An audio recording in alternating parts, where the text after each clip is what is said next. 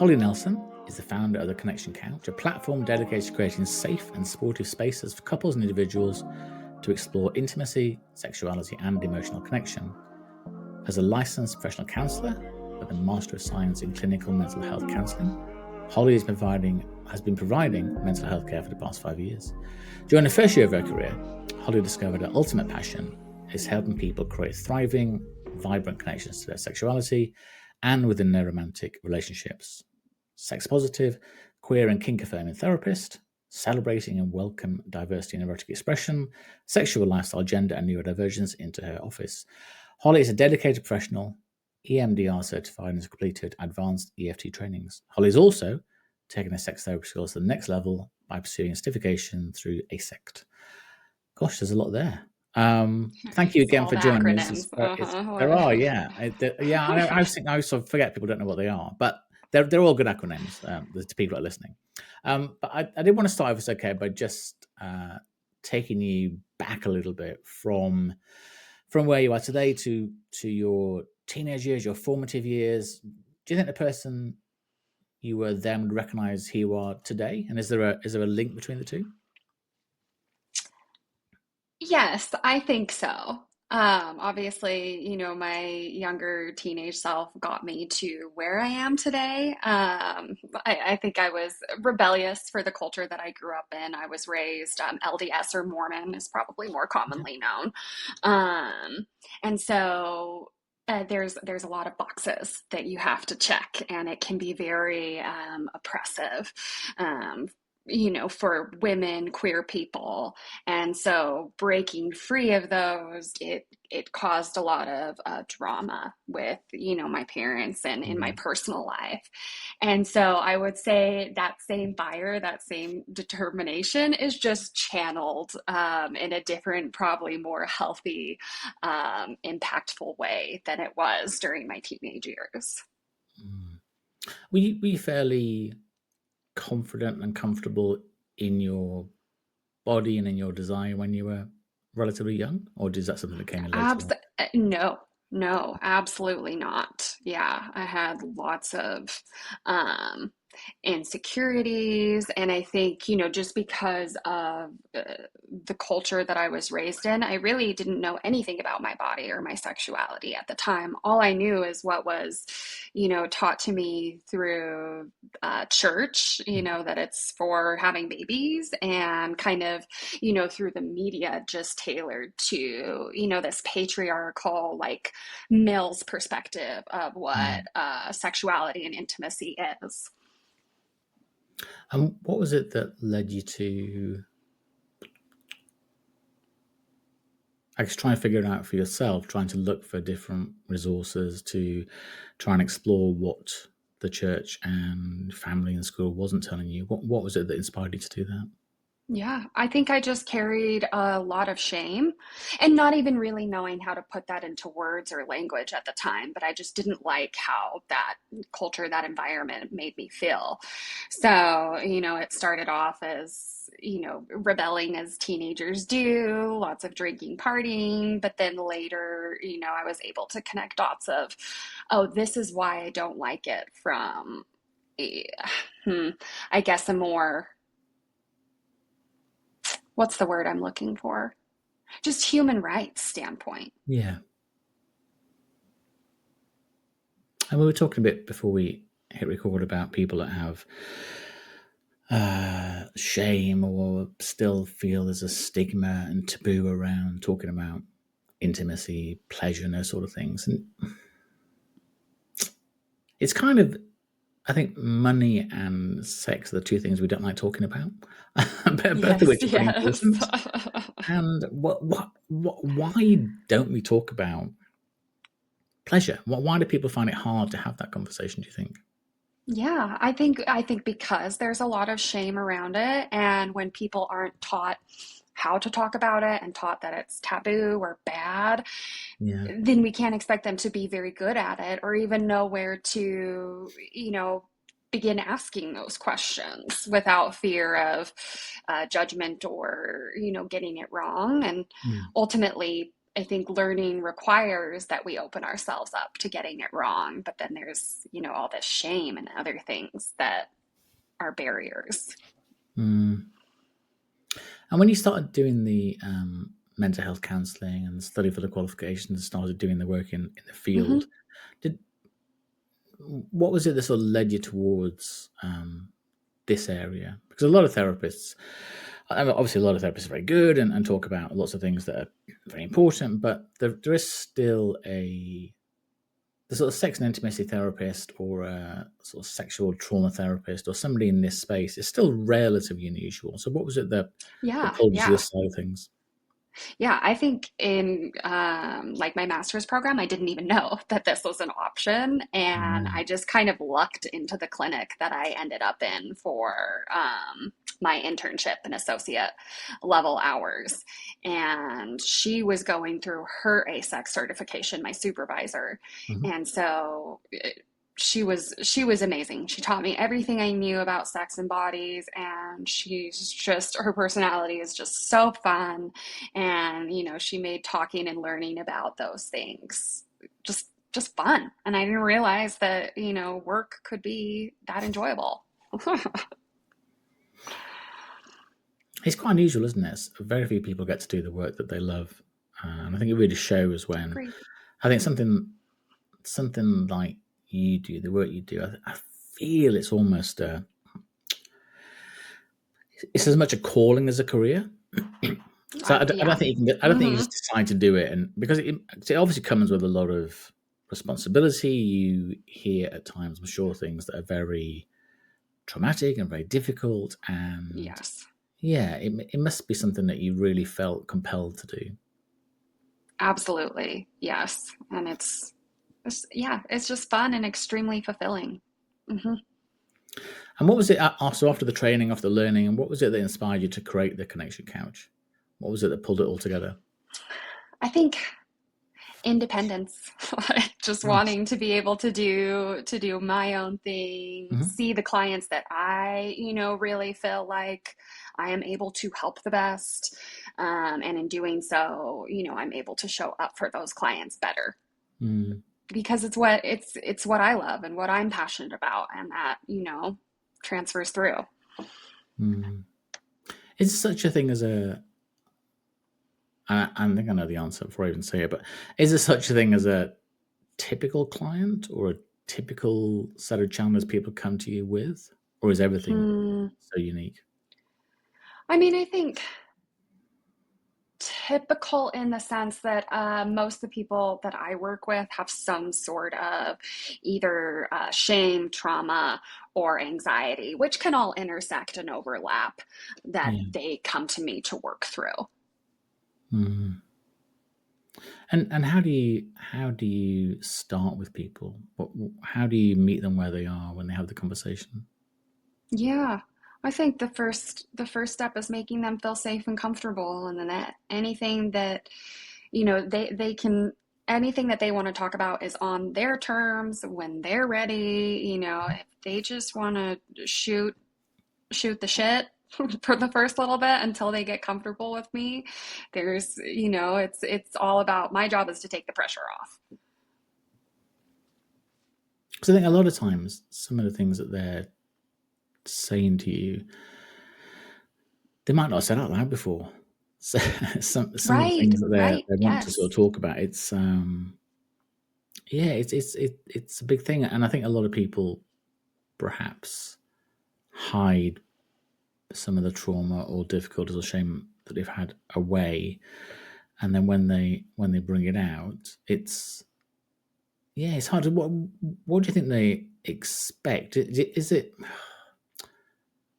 do we have to sort of go into the trauma or into the shame, or do we have to respect that it exists and then move forward from there? How do people progress when they've perhaps had difficulties in the past, or they feel that they're somehow thinking, feeling, doing something that's shameful? How do people move forward from that? Yeah, yeah. I think, again, yes, we do need to move into it when they're ready, at their own pace. Um, but we need to get to the root. When did this belief about, yourself as a sexual being first develop? What was the memory? What was the incident? And then, I think oftentimes just having, that non-judgmental presence, because I think that's what their biggest fear is, is this Mhm. person going to judge me for whatever it is that I'm sharing with them? Having someone that is accepting and normalizes, their humanity, as long as whatever their sexual preferences are consensual, respects other people's boundaries, things like that, is in and of itself very healing. Mm. So I think perhaps a lot of the time when people have been in relationships for a period of time, and depending on the relationship, it could be I don't know, it could be a year, it could be 30 years. Mm-hmm. There's obviously things that we perhaps enjoyed or weren't looking to explore when we got together that perhaps have changed over the course of time. So Mm-hmm. when you have a dynamic where perhaps one person maybe has had something in their mind for a couple of years or even longer, how how how do you, how can those conversations be facilitated? Because you don't want to just Yeah. spring something on your partner and just sort of throw it at them. Right. Oh my goodness, what? So Right. how do you have that discussion? Yeah, yeah. I think like normalizing that sexuality, sexual preferences, libido, all of it is going to Yeah. change and evolve over, the course of a lifetime. And that's a beautiful thing because sexuality is something that should be explored and enjoyed, and it would be boring if it stayed the same. Um, but I think, having that third party person that can kind of serve as that buffer of, dealing with the partner's emotional response, which is also just as valid as, maybe Mm. what the other partner is sharing, and, hold space for there's again, fear of like, what if I'm not able to meet my partner, in their sexual needs? And then where does that leave us? Um, there might, the other partner might be carrying shame too of, I've been told that this is bad. And so just for, serving as that buffer, but then providing, education and teaching couples how to negotiate, Hmm. because we all have to learn how to negotiate, what we want, um, intimately. Mm. And I sometimes think that's one thing that the BDSM and kink community can sort of teach people that perhaps are Yes. slightly more vanilla. That part of the whole thing with Yes. BDSM in particular is the negotiation, the agreement, the safe words, the this, the that, Mm-hmm. the yes, the Mm-hmm. no, the maybe.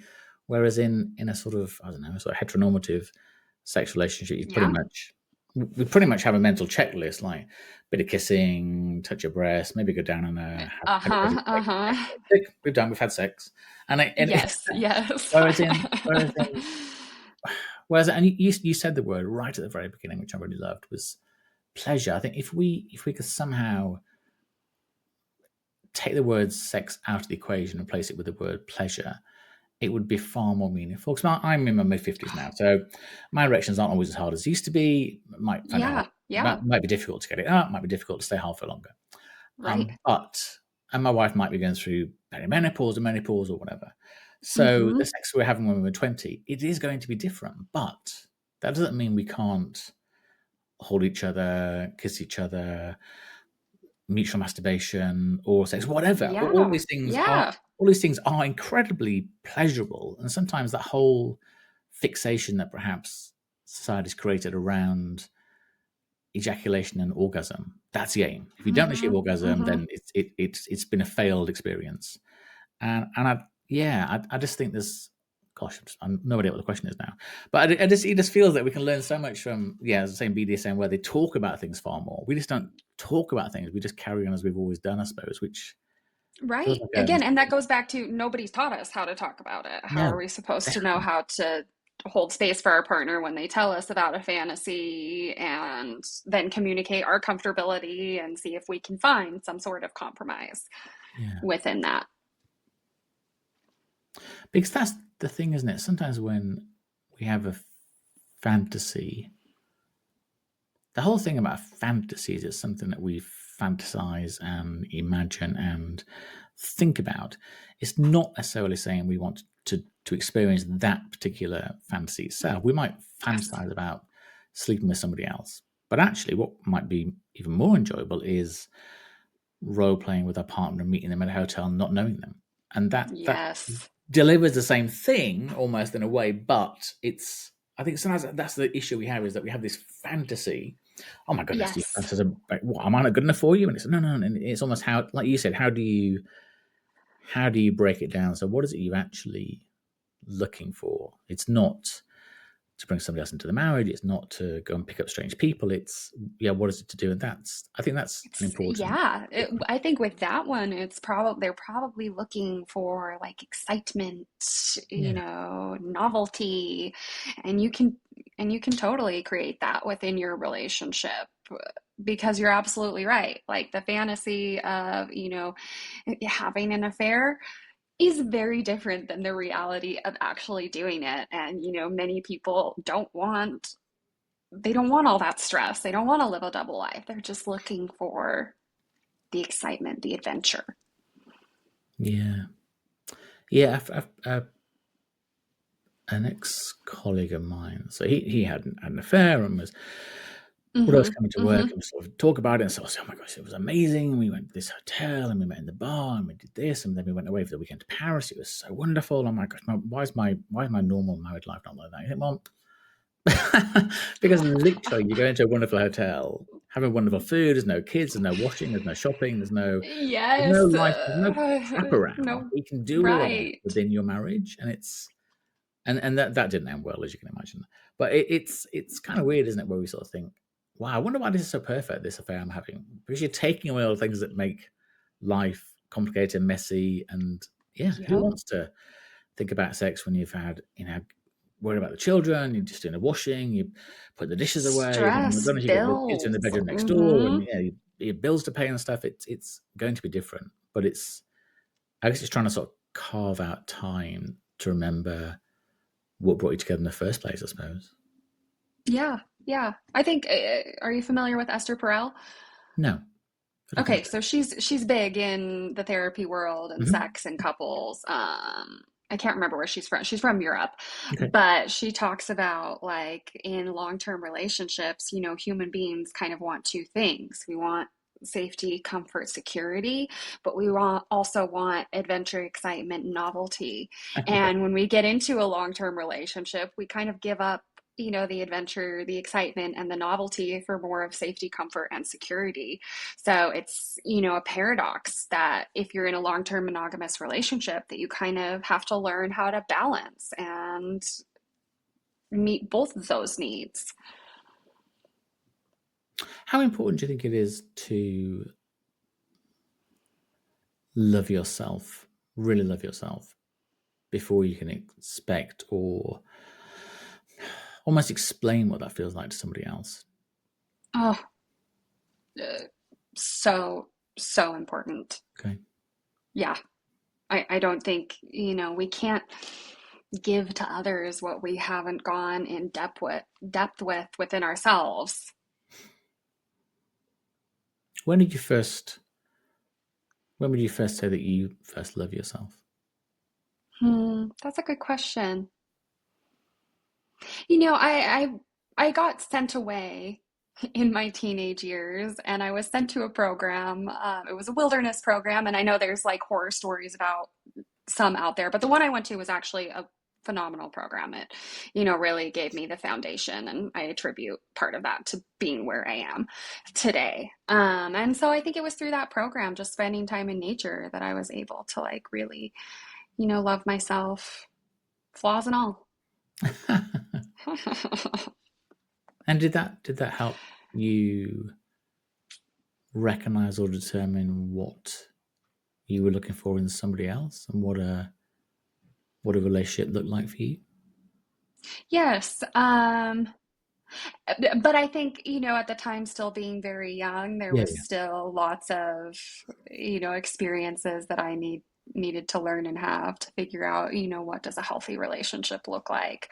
What parts of myself have I still, not faced? Kind of like that shadow work, Mm. bringing, those hidden parts of myself to the light and figuring out which ones still needed to be healed.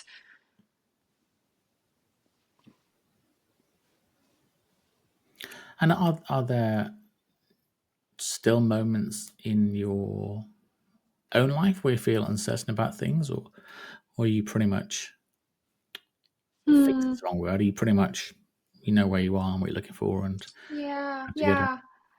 I think, I'm with my life partner now, and, he's a wonderful human, and I could not be more fortunate in that sense. Um, do I think, the journey of self-love and self-exploration is lifelong? Yes. But I think I found, my person to kind of face all the craziness of life with. did you know? Did you know pretty early on that he was the person, he or she was the person? Um, hmm. I don't know. I don't know how to answer that. Like, I think yes,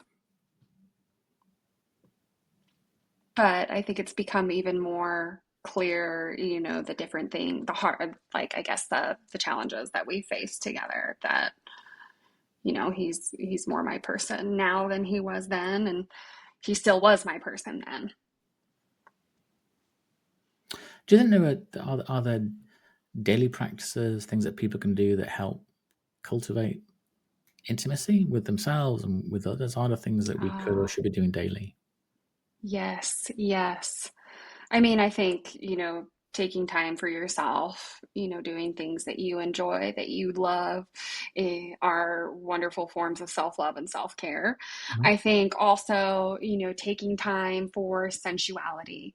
So turning off the TV, turning off we have screens everywhere in front of our faces all We the do. time. We do. hmm and that could be as simple as, like mindful eating, turning off the TV, really paying attention to the different tastes, flavors, textures, really tuning into your senses.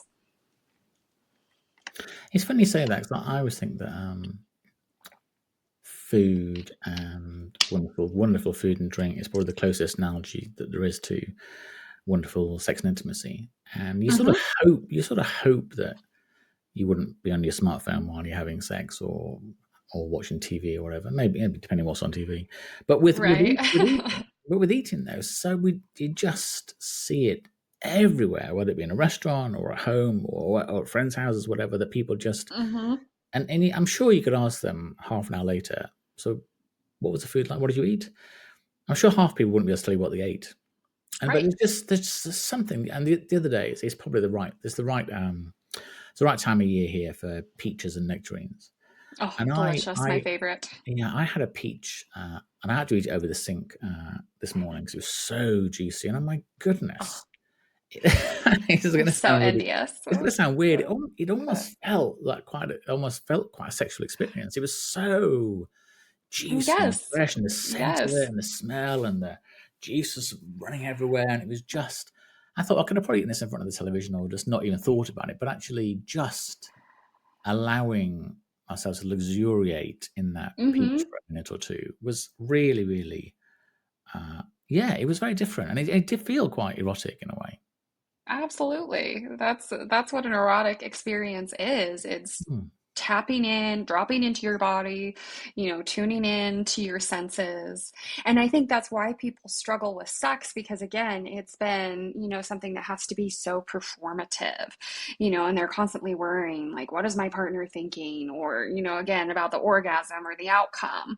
When really, if we would just drop into our bodies, focus on sensation, pleasure, connection, it's a different experience.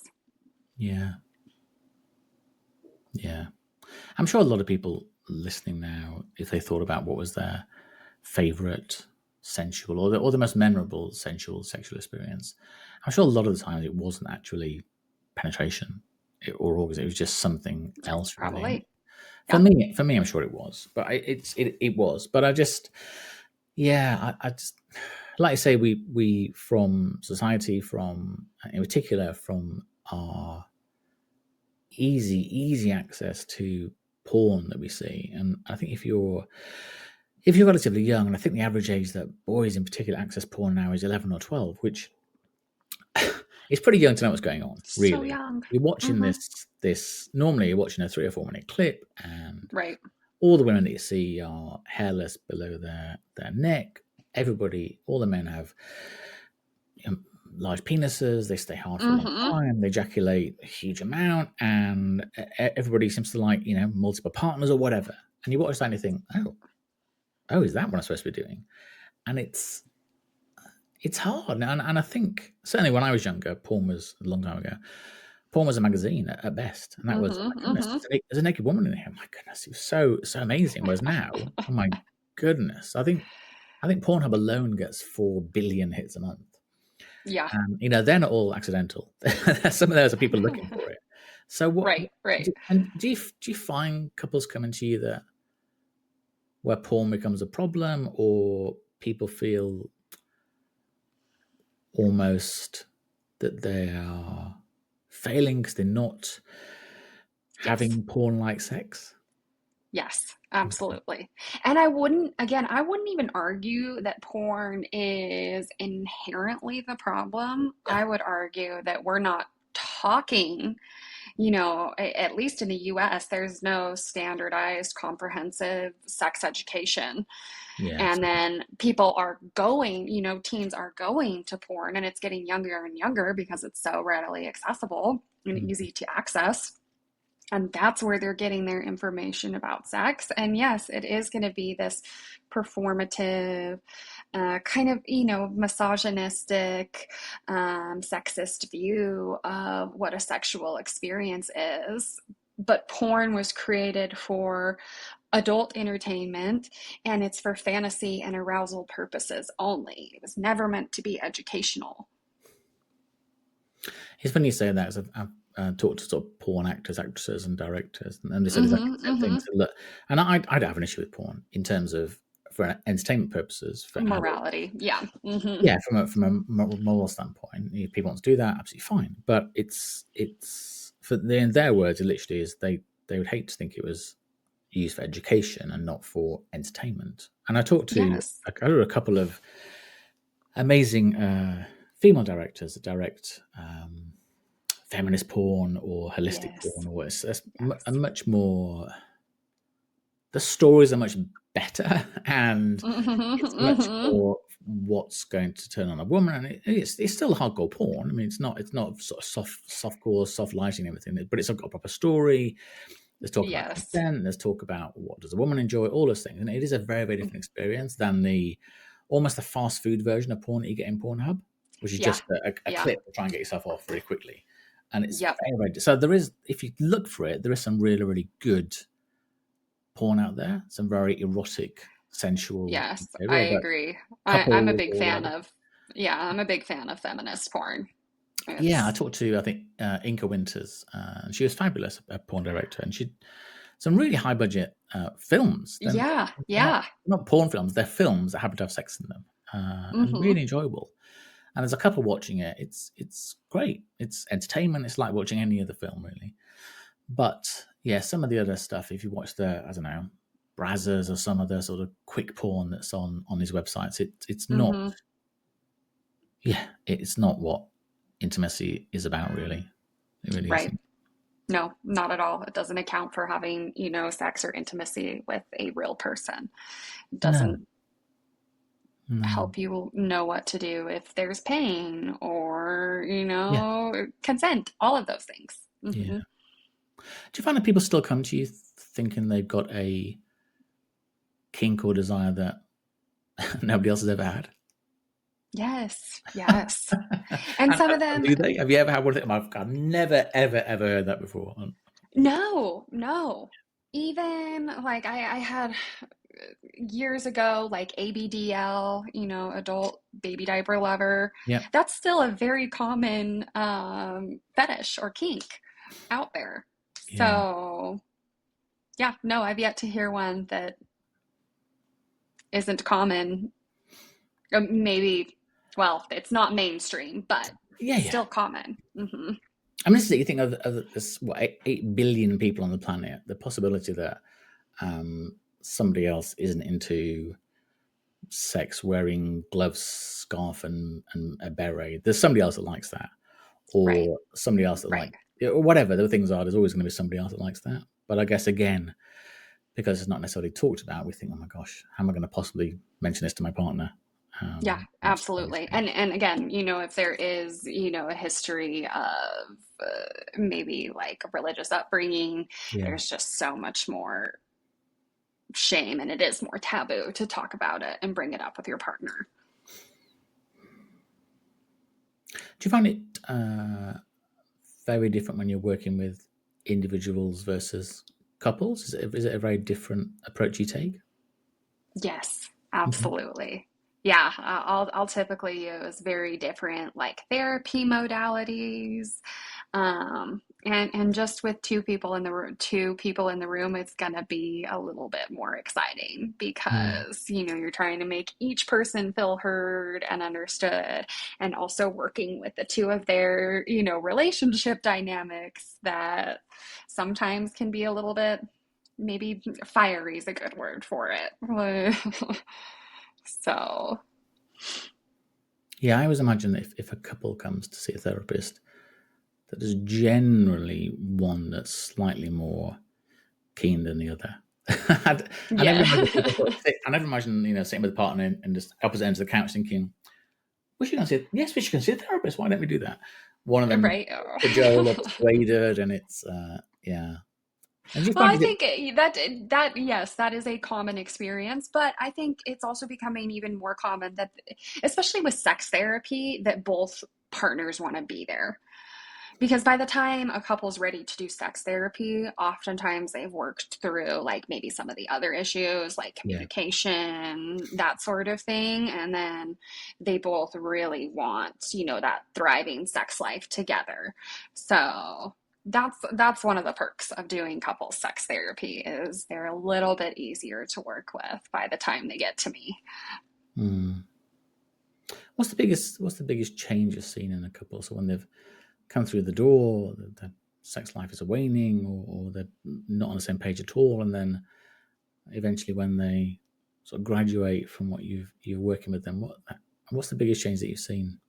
Yeah, I think just being able to be curious and Mhm. open about, their partner's sexual interests, even if they don't necessarily see themselves participating or wanting to do that with their body, they're receptive and actually are happy that their partner is telling them about it, and then the other partner isn't feeling as rejected and doesn't feel like they have to kind of pressure their partner into doing it. They can also accept that, what, this isn't something that can be part of our sexual repertoire, but we can at least talk about it, and I don't feel judged for having this fantasy or interest. Mm.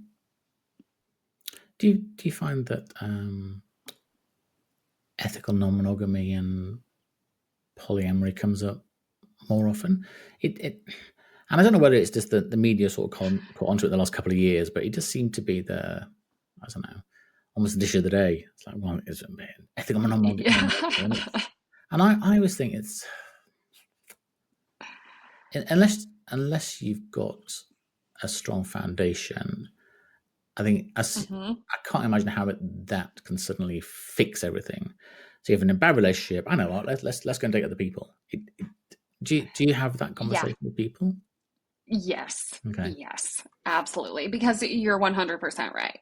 Couples that are practicing ethical non-monogamy need to have better communication skills, more trust, Yeah. more emotional regulation than monogamous couples. And so if I'll have couples that have been polyamorous from the beginning Mhm. and are just wanting to work on, sex within their relationship, but the couples that are wanting to open up that have been monogamous for, 10, 15, 20 Yeah. years, you know, oftentimes we have to go back and put a pause on that and work through some of the issues that existed previously. Mm-hmm. So I talked to just somebody that sort of specializes in polyamorous coaching, and her relationship is non-monogamous, and she was saying there's so many, it's like a Baskin's Robin, there's so many flavors to it. So some are, Yeah. we invite anybody in, some are don't tell me, do tell me, one person, not one person. It's like, where if Yep. you're in a regular couple, there's two people generally and that's it. Whereas don't think polyamorous relationships are less complicated. She said it's a whole new ball game. Who do you spend the holidays with? What about if there's children involved? What about the finances? There's so much more to it. Yes. So like I Yes. say, it's just, everything's about communication, isn't it? Ultimately, if you can find a way to 100%. talk about things, it's yeah. Yeah, communication, negotiation, empathy, and understanding. Just touching on something that must be very difficult to work with as a therapist is if somebody's been through a traumatic experience and perhaps years ago, and perhaps it's suddenly just come to mind recently, and Mm-hmm. particularly sort of sexual trauma. And Yeah. I'm always, I don't know when I'm shocked anymore. I'm not really. I'm always very distressed by a number of women that I talk to who have had a sexually traumatic experience. And to be fair, it's like 95% Mm-hmm. of women I talk to have had, to one degree or another. Yeah. I'm not saying Yes. they've all been raped, but from one degree to another, Yeah. they've had some experience that they did not like and did not enjoy, and it's left some residual scarring, if you like, internal emotional scarring. Where do you start? Well, where do you start when that comes out, either as part of a couple's dialogue or as an individual? What do you do? Yeah. Yeah. I think, again, it's just meeting them where they're at. Like, are you ready to address this yet? Because sometimes sexual violence survivors aren't ready for, Yeah. until years after the trauma to process it. So, but if they are, typically, like I use EMDR, which stands for eye movement desensitization reprocessing. It's a whole mouthful. But I use that to help them rewire and desensitize that memory. And then when they're ready to reconnect with their body and pleasure, I'll use a technique called sensate focus, which is a series of like mindfulness touch exercises that Okay. you can either do solo or with a partner. If you're wanting to be sexual in a relationship, eventually you're going to have to do them with a partner. But sometimes with sexual trauma survivors, they need to start by themselves first so they feel 100% in control and, build that safety layer upon layer. And that helps them work through it. Yeah, because you do want people to be able to progress. Because I guess people I've talked to anyway, handle trauma in different ways. Some people blame themselves. Some people become very sexually active, almost as a "you can't hurt me" type mechanism. Some people Yep. retreat within Yep. themselves, and it like you say. I think the skill that you obviously have is that ability to very quickly diagnose where they're at and what defense mechanism they've developed, Yes. and then to work forward from okay, well, you've done nothing wrong, and it's however Yep. you've handled it, however you've gone about trying to mitigate it. But here's how perhaps a healthy version of that might look. Is that what it feels like?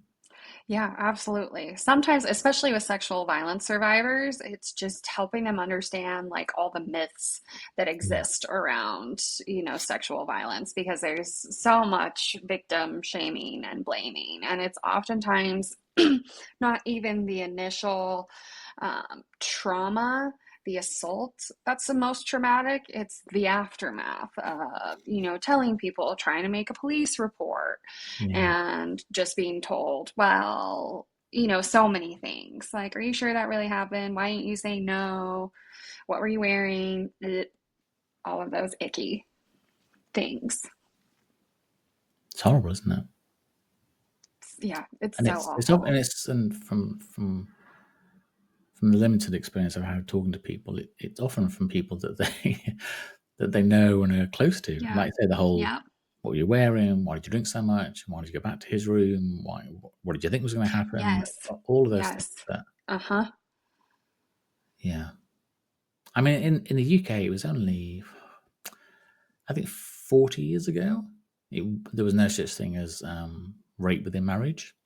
Yeah. So I think the US is similar. Uh-huh. it's extraordinary. Now, I try and, my 18-year-old daughter and a 15-year-old son, I try and explain to them now, no, that can't be right. But yeah, I can remember when I was growing up that a big deal being made out of the law changing. But yeah, so within a marriage, the husband almost had, I don't know, ownership rights, or could do. Ownership. Yeah. There could be done for physical Ugh. violence, but actually, yeah, that sex was just part of what should be there on demand, should be there on An tap. entitlement. Yeah. Ugh. Just because so many sexually traumatic experiences happen within families, within close relationships. That The sort of, people, yeah, the people yeah. you know. I know that thing about Hmm. being attacked on the street or being attacked on the subway or whatever. Yes, it happens, but it's the 1%. It's the 99% that happens is somebody that you know, which Yep. makes Yep. it harder. Yeah. So It's really sad. on that topic, how do you protect your mental, I guess, and physical well-being? You obviously hear a lot of things, and people aren't generally coming to you and saying, everything's wonderful, I just wanted to book an hour with you, just tell you how great things are. They're generally coming to you when things are difficult, and sometimes, very difficult. So how do you avoid carrying that trauma with you after the sessions? How do you nourish yourself? Yeah. I think the biggest thing that I've had to learn is knowing my limits. Yeah. How many clients can I see? What types of issues will I work with? Mhm. Yeah, how many hours a week do I work? I'll see my own therapist to Okay. process through things, especially, sometimes there are things you hear, images that kind of stick with. I'm very imaginative, so Yeah. that can be uh, a strength and also, a problem when you're talking about, awful things that happen to people. Yeah. So I'll see my own therapist, and then I make time for me and the things that I love. So getting out in nature, at least once a week, that's huge for me. Yeah. It's amazing how valuable that is. Now, I can tell. I've got a little dog who's fabulous, and I can tell if I go out in the morning, which is the norm, or for some reason I don't go out in the morning, my whole mood changes. So being physically outside Yes. is such a, yeah. Because we've always had this thing, I think, as humans, that we've always seen like us and nature, as opposed to thinking that, well, we are nature, we're all part of it, and it's just not, Right, we don't really right. judge ourselves. Yeah. So No, we my don't. final question has Hmm. to be: what does the are you a forward-looking person? What does your future look like for you? You're still studying. You're still wanting to learn more and more. And I know you're really keen to know everything and absorb everything. So what does the future Yeah. hold for you, to think? Yeah, I think just more of running my own practice. I don't ever see myself wanting to run a group practice. I just want to be, a solo clinician, and then working remotely so that I can travel more freely with my Wow. partner. I think that's ultimately our big vision for now. Who knows? It might change, but right now that's what we want. So. And you're happy at the moment? Mhm. Yeah. I think so. I mean, I think happiness is a feeling that comes and goes. So Yeah. would I say I have passion, purpose, meaning? Yes, which I think those things are more sustainable than happiness alone. Wonderful. Hmm. Thank you so much for your time. It's very generous of you. You shared a lot, and yeah, I'm really interested to listen back. So we'll get it out there and get people to listen, and yeah, just Yeah, thank have a you lovely so time. much for having Pleasure. me. This was a wonderful conversation. Absolute pleasure.